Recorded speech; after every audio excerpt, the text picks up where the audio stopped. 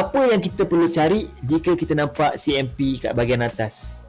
Kita nak cari support. Dah settle masalah. Support. Settle masalah. So lepas kita dah jumpa solution, iaitu kita nak cari support. Dalam chart ni ada banyak sangat support. Ni yang kita sembang tadi lah. Banyak sangat support. Support mana yang kita nak kena ambil? Betul Support mana yang kita nak ambil? Kita nak tengok yang dekat dengan CMP. Okay, yang dekat dengan CMP. Bukan dekat sini, bukan dekat sini, bukan dekat sini. Ni semua tak nak tengok. Kita nak tengok yang kita turun tengok ke sana. Itu cara tengok. Okay, kita tengok. Ada kat sini satu, ada kat sini satu. Itu cara tengok dia. Boleh tak kita nak refer ini sebagai support kita? Jawapan dia tak boleh.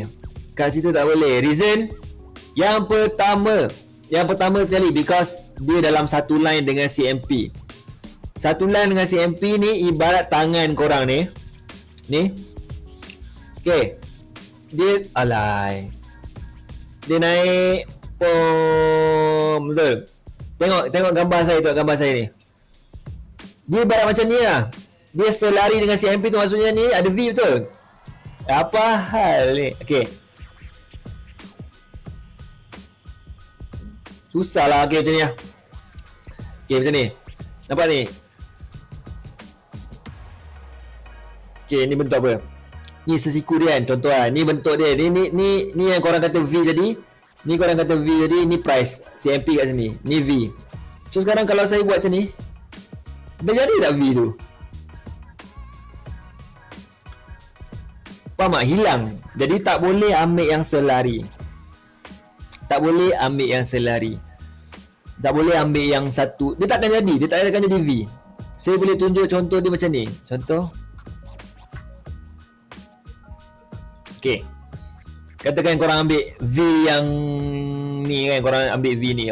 Saya jumpa dah V. Tuan muda cantik lah, tuan muda. Mantap. Sekali dia turun. Mana V korang? Bagi tahu saya, mana V korang tadi? Mana V? Mana V? Mana V? Macam tu. Dia macam tu tadi. Tadi saya nampak V. Aku buy tadi sebab aku nampak support. Rasa ni alam gaib lah. Betul, benda tu tak wujud. Jadi faham kenapa kita tak ambil dekat situ? Faham kenapa kita tak ambil kat situ? Okay, jadi sekarang ni V yang dekat bawah ni tak boleh disebabkan dia ni tengah naik macam tu. So V ni kita tak boleh pakai. Okay, dia boleh change dia punya mind bila-bila je. Daripada macam ni dia dia boleh je macam tu. Maka tak boleh ambil yang direct dengan CMP macam ni. Alright, tak boleh. Pandai semua. Bagus, mantap. So kita sambung. Kalau situ tak boleh, mana yang boleh? Automatic bila korang nampak ini boleh, dah kena retest. So kalau dia datang, dia nak pergi sini lagi tak? Kalau dia datang balik, dia nak pergi sini lagi tak?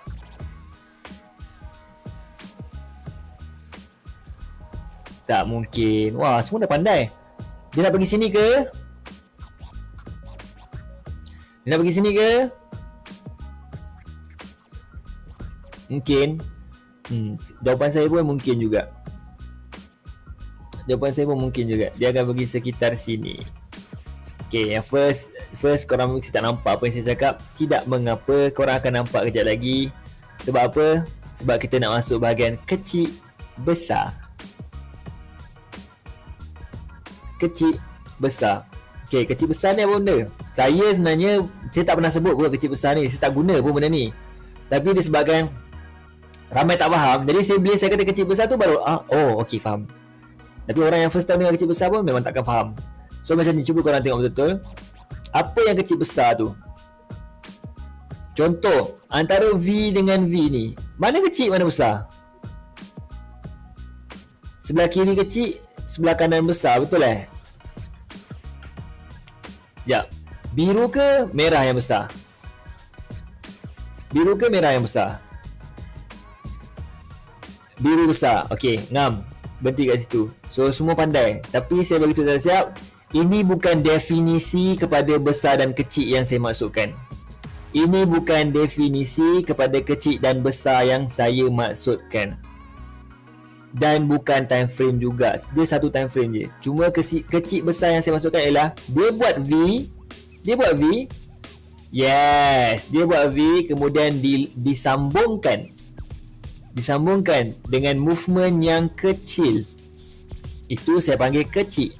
Kemudian dia buat V sekali lagi. Kemudian kali ni dia bergerak dalam keadaan yang besar. So inilah saya maksudkan sebagai kecil besar. Movement dia. Selepas dia buat V tu, apa movement selepas tu? Kecil ke? Besar ke? Itu saya maksudkan dengan kecil besar. Sudah faham ke? Tak faham lagi? Tak faham lagi boleh tengok kat sini. Okey, untuk kawasan sebelah kanan ni, dia buat V. Nampak? Dia buat V. Kemudian apa dia buat? Movement kecil. Kemudian sekali lagi dia buat V. Dan kali ni movement dia besar. So mana kecil mana besar? Bawah ni yang kecil, maka bawah ni lah yang kita pakai. V yang kita pakai sebagai support kita. Boleh faham? Kenapa kita ambil yang V ni? Kenapa kita tak ambil V yang dekat sini? Because of ni lah yang kawasan kecil besar. Ini V kawasan kecil besar tu. Jom kita tengok kat sini sebagai contoh. Saya tunjuk kat sini sebagai contoh Okay, ni banyak sangat ni. Okay, ni ada banyak sangat untuk korang tengok. Katakan memang price tu waktu tu kat sini lah. Okay, katakan CMP tu kat sini. CMP. Apa tu CMP? Current market price. Okay, current market price. Sekarang bila korang tengok ke atas, Allah, ini H1. Saya tukar time frame dulu. Kita buka daily. Okay, step 1, korang kena buka daily dan cari SNR. Okay, itu benda yang pertama yang korang kena buat. So now this is CMP. Mana CMP ni? CMP nampak? CMP. So apa situ ialah CMP? Sebab itu je price dia. Itu je price last dia. Last price last dia dekat situ. So nak tengok price dia, ni kanan ni, itulah price dia. Okay, itu daily. So jom kita tengok dekat dalam daily ni. Okay, jom kita tengok kat dalam daily ni macam mana kita nak marking SNR. Boleh tak saya marking dekat V ni? Ni kan V. Boleh tak saya nak marking? Marking kat bucu, tarik je ke bawah. Lepas tu tak kisah pun kotak ni besar mana pun, tak kisah dulu. Sebab kita dalam step, kita baru step marking. Boleh ke? Tak boleh. Mantap. Nasib baik semua dah bijak. So kat situ memang tak boleh sebab dia selari ni. Dia tengah naik. Dengan sekali dengan apa? Dia tengah naik sekali dengan CMP tu. So tak boleh. Tidak boleh. Jadi kalau tak boleh marking, nak marking kat mana? Tuan muda, kenapa tuan muda tak cari resistance? Kenapa tuan muda cari support? Asyik cari support je. Tadi saya bagi tahu, bawah daripada CMP semua kita nak cari support je. Atas daripada CMP semua kita nak cari resistance je. Atas daripada CMP semua kita nak cari resistance je. Faham? Okay, so kita akan cari support. Alright. Kalau kata contoh kat sini tak boleh support, dekat mana yang kita nak cari? First thing first, you kena ingat cara cari dia macam ni. Untuk cari support, nak cari resistance macam ni. Untuk cari resistance. Okay, so tengok ke bawah tadi. Ke bawah tak ada. Tengok, ada. Betul, ada. So settle. Kita boleh marking dekat situ sebagai kita punya support. Ini apa ni? EU, right? EU support. Tuan muda, saya kan bila saya tengok ni, saya tak reti dah. Tapi kalau saya tengok macam ni saya reti. Sebab dia V betul direct. Tapi yang pelik-pelik ni macam mana nak buat? Bentuk macam U pula. Macam mana nak buat? Okay, simple je. Bila dia buat pergerakan yang macam ni, kalau nampak tak, dia buat V naik straight macam ni. Ini yang dia buat turun dan naik straight macam ni.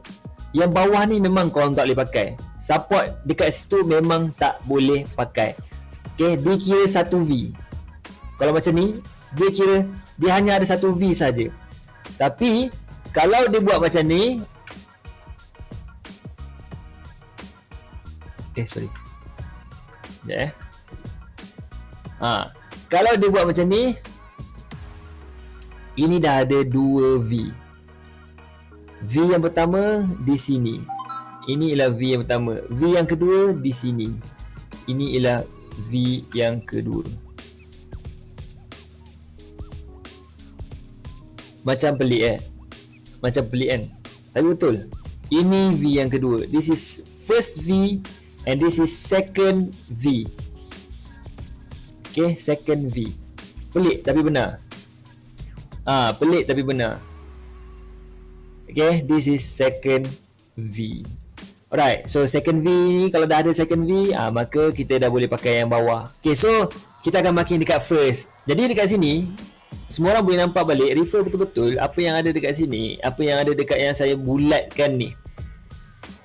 Saya buat bulatan warna purple Okay, bulatan warna purple ni, apa yang ada dekat situ, sebiji tak macam sini, se-GB.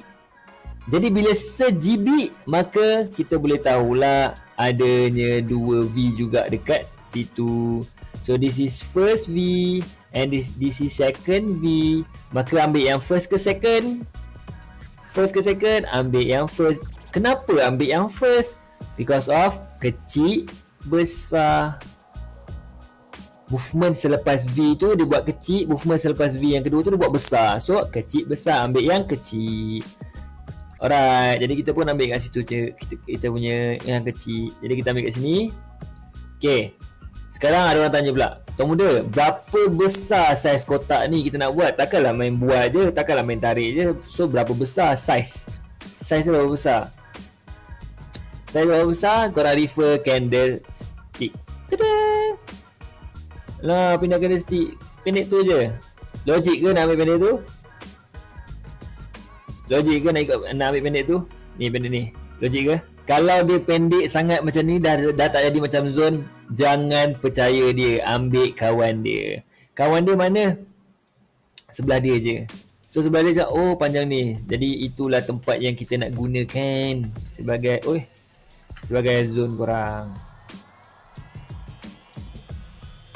So this is support.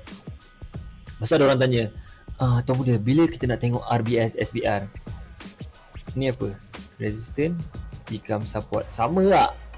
Sama. So kalau ada macam ni, power tak dia? Power lah. Power lah. Ibarat dia keluar rumah. Ibarat apa tau? Ibarat dia buat macam ni. Okay, dia keluar rumah, adik dia tutup pintu. Dia try masuk, dia tak ada kunci. So dia merajuk macam tu, faham?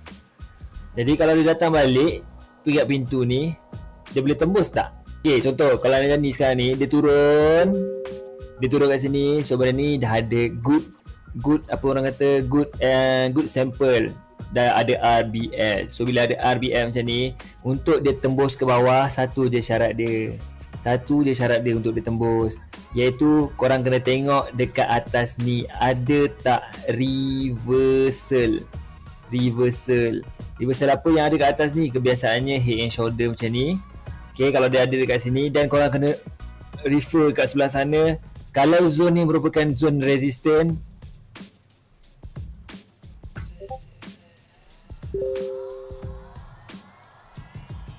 zone resistant macam ni kan. Zone resistant ni kan resistant ni. Boleh nampak ni jelas.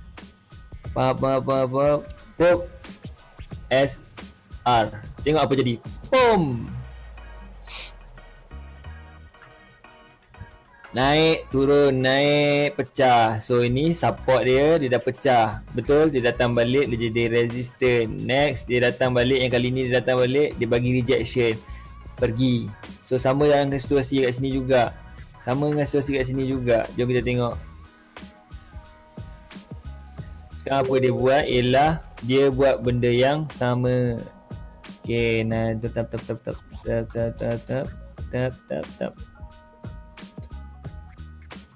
Okay, lepas tu sekarang dia dah test bawah ni, piang. Kalau sekali lagi dia turun dekat sini, ada dua benda je korang kena tengok dalam time frame kecil. Satu, dia buat continuation turun bawah, berhenti kat sini sebagai double bottom. Yang ni pening sikit sebab korang takkan faham. Lepas tu satu lagi ialah dia reject terus kat sini and then dia fly lebih tinggi. Dekat kawasan ni lah dia akan pergi dulu because this is resistant. Sekarang dekat kawasan resistant